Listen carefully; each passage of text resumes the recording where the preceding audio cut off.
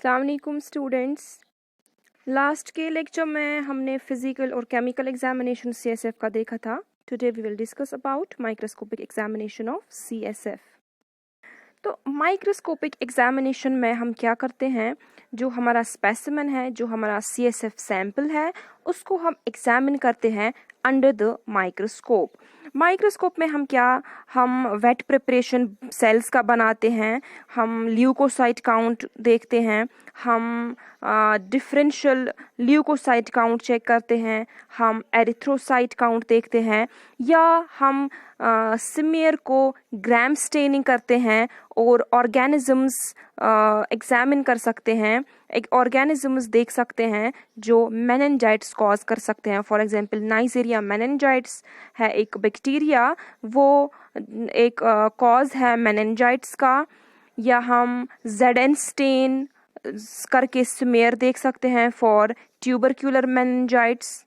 या हम fungi examine कर सकते हैं सच एज क्रिप्टोकोकस न्यूफॉर्मेंट्स या कैंडिडा एल्बिकन्स हम स्मीयर में अंडर माइक्रोस्कोप देख सकते हैं।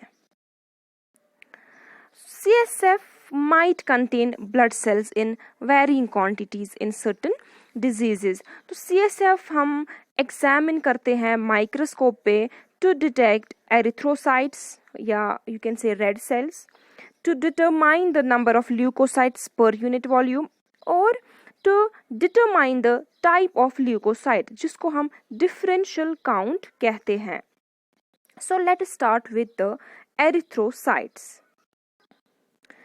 Normal CSF में erythrocytes present नहीं होती है, लेकिन ये difficult भी है कि CSF में कोई एरिथ्रोसाइट ना आए।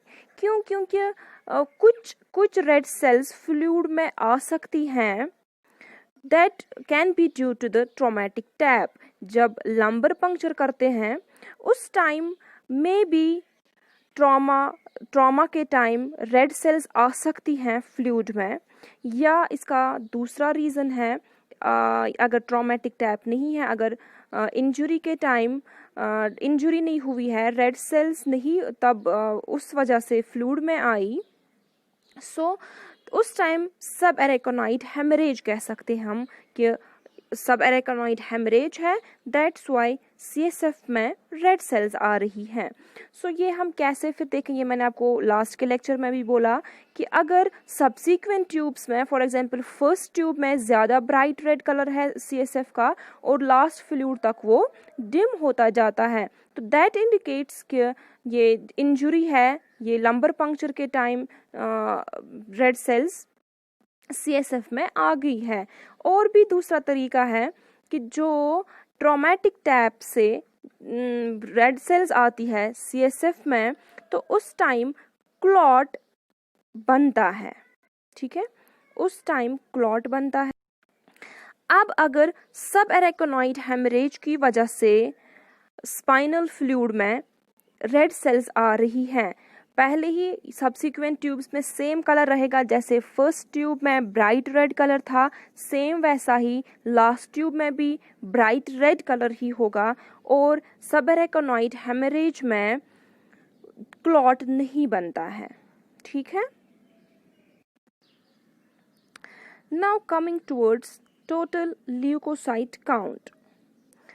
Normal CSF free of cells होता है, फ्री ऑफ ल्यूकोसाइट्स होता है। हाँ, अब हो सकती है अप टू 5 ल्यूकोसाइट्स पर क्यूबिक mm को नॉर्मल माना जाता है। दैट मीन्स 5 सेल्स पर क्यूबिक mm अगर ल्यूकोसाइट्स आ रही है तो वो हम कंसिडर करते हैं नॉर्मल। लेकिन अगर इंक्रीज सेल काउंट होगा CSF में, उस कंडीशन को हम कहते हैं प्लियोसाइटोसिस। तो ये हमें इंडिकेट करता है कि कोई इन्फेक्शन है, लाइक मेनिंजाइट्स हो सकता है। जब हमें इंक्रीज नंबर आया ल्यूकोसाइट्स का CSF में, तो उसके बाद इम्पॉर्टेंट है कि हम बैक्टीरियल कल्चर से इसको कंपेयर करें या कोई और सीरोलॉजिकल टेस्ट करें तो फिर हम ल्यूकोसाइट काउंट कैसे करते हैं? ल्यूकोसाइट काउंट के लिए हम स्पेसिमेन को, हम CSF को सेंट्रीफ्यूज नहीं करते हैं, हम अनसेंट्रीफ्यूज्ड सैंपल लेते हैं और हम क्या काम करते हैं, हम इसको काउंटिंग चैम्बर में काउंट करते हैं, जस्ट लाइक कि आपने हेमेटोलॉजी में TLC किया था, उस टाइम हमने न्यूबॉर्स चैम्बर यूज़ किया था। लेकिन CSF में जब हमें ल्यूकोसाइट काउंट करना होगा तो हमारे पास रिकमेंडेड चैम्बर जो है दैट्स फुर्श-रोजेंथल चैम्बर। तो अब अगर हमारे पास ये चैम्बर हमारे पास अवेलेबल नहीं है तो फिर हम न्यूबॉर्स चैम्बर भी यूज़ कर सकते हैं। तो हमें क्या करना है, फर्स्ट वी विल सी, हमें एक तो माइक्रोस्कोप चाहिए, स्लाइड चाहिए, cover slip, pipette, counting chamber चाहिए, ठीक है। और हमने सैंपल लेना है, सैंपल हमें अनसेंट्रीफ्यूज लेना है और हम इसमें सैंपल की डाइल्यूशन नहीं करते हैं अब, क्योंकि इसमें सेल्स बहुत कम प्रेजेंट होती है एज कम्पेयर टू ब्लड। तो अब अगर हमें डाइल्यूशन करनी भी है तो हम बहुत स्मॉल डाइल्यूशन करते हैं और डाइल्यूटिंग फ्लूइड जो लेते हैं दैट इज टर्क्स फ्लूइड हम लेते हैं। तो हम ये फुर्श-रोजेंथल चैम्बर जो है, पहले मैं आपको बोलूँगी कि इसकी डिफरेंस क्या है, ये डिफरेंट कैसे है फ्रॉम न्यूबॉर्स चैम्बर से। जो फुर्श-रोजेंथल चैम्बर है, ऊपर वाली इमेज जो है, इसकी डेप्थ होती है 0.2 mm, जैसे कि न्यूबॉर्स चैम्बर का आपको पता है उसकी डेप्थ है 0.1 mm। और इसमें जो फुर्श-रोजेंथल चैम्बर में काउंटिंग एरिया है दैट इज 16 स्क्वायर mm, ठीक है। इसमें 4 स्क्वायर्स है फ्रॉम ईच साइड, 4 स्क्वायर्स है from each side, as you know Neubauer's chamber में 3 स्क्वायर्स है फ्रॉम ईच साइड, फिर इनके अंदर से सब स्क्वायर्स है, दैट्स द अनदर थिंग। तो हम जस्ट लाइक हम हेमेटोलॉजी में TLC में करते थे, पहले चार्ज करना होता है न्यूबॉर्स चैम्बर, उसके बाद हम इसको माइक्रोस्कोप के अंडर एग्जामिन करते हैं। तो फुर्श-रोजेंथल चैम्बर में हम सारे स्क्वायर्स में काउंट करते हैं ल्यूकोसाइट्स, दैट इज इसका जो काउंटिंग एरिया है दैट इज 16 स्क्वायर mm। और अगर अब हमें न्यूबॉर्स चैम्बर लिया है जिसकी डेप्थ 0.1 mm है और उसका जो काउंटिंग एरिया है दैट इज 9 स्क्वायर mm, यानी कि हमें सारे जो भी 9 स्क्वायर्स है उन सब में ल्यूकोसाइट्स काउंट करनी है। Now coming towards differential leukocyte count.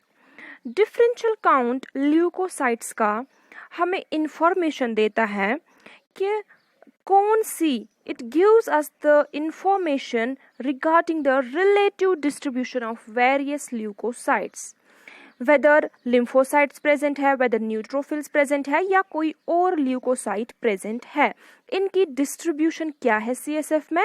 Differential leukocyte count से हमें वही पता चलती है और इसका भी जो बेसिक प्रोसीजर है वो सेम है जैसे हमने हेमेटोलॉजी में किया था, जब हम ब्लड स्मीयर बनाते हैं और उसको फिर अंडर माइक्रोस्कोप एग्जामिन करते हैं। सिमिलरली हम CSF को भी वही करते हैं। और अगर हमें DLC में लिम्फोसाइट ज़्यादा आ रही है तो वो हमें इंडिकेट करता है कि इसमें वायरल इन्फेक्शन है, और अगर हमें न्यूट्रोफिल ज़्यादा होंगी दैट सजेस्ट्स बैक्टीरियल इन्फेक्शन। सो अब DLC के लिए हम क्या करते हैं, अगर हमारे पास जो CSF सैंपल है वो टर्बिड है, यानी कि उसमें ज़्यादा ल्यूकोसाइट्स प्रेजेंट होंगी, मोर देन 500 होंगी पर क्यूबिक mm, तो हम उस टाइम सैंपल को सेंट्रीफ्यूज नहीं करते हैं, हम अनसेंट्रीफ्यूज्ड सैंपल से एक थिन स्मीयर बनाते हैं और उसको फिर आगे प्रोसेस करते हैं। हाउएवर अगर अब हमारे पास सैंपल में ज़्यादा सेल्स प्रेजेंट नहीं है, यानी कि सैंपल क्लियर होगा, कलरलेस होगा, तो उस टाइम हम सैंपल को सेंट्रीफ्यूज करते हैं। तो सेंट्रीफ्यूगेशन के बाद जो सुपरनेटेंट है उसको विदड्रॉ, उसके साथ कुछ नहीं करना है, और जो सेडिमेंट है, सेडिमेंट से हम एक स्मीयर बनाते हैं और उसको फिर आगे प्रोसेस करना है। उसको आगे क्या प्रोसेस करना है, जस्ट लाइक जैसे आपने हेमेटोलॉजी में किया था, उसको किसी भी रोमेनस का स्टेन से डाई करना है। डाई करने के बाद जो ही हमारी स्मीयर डाई हो गई, पहले उसकी स्टेनिंग हो गई, उसके बाद स्लाइड को ड्राई करना है, और ड्राई करने के बाद हम इसको एग्जामिन करते हैं माइक्रोस्कोप पे। पहले 10x पे स्कैनिंग वगैरह, उसके बाद 40x पे शिफ्ट होना है, एंड आफ्टर दैट हम इसको ऑयल इमर्शन पे ऑब्जर्व करते हैं। अब अगर फिर हमें डीएलसी में, जब मैंने अभी कहा कि ज़्यादा लिम्फोसाइट्स आई, तो वो हमें सजेस्ट करता है, वो हमें इंडिकेट करता है कि पेशेंट में वायरल लिम्फोसाइट है। और अगर अब न्यूट्रोफिल ज़्यादा होंगी, that will suggest infection is bacterial. That was all in the microscopic examination of cerebrospinal fluid. Thank you. Allah Hafiz.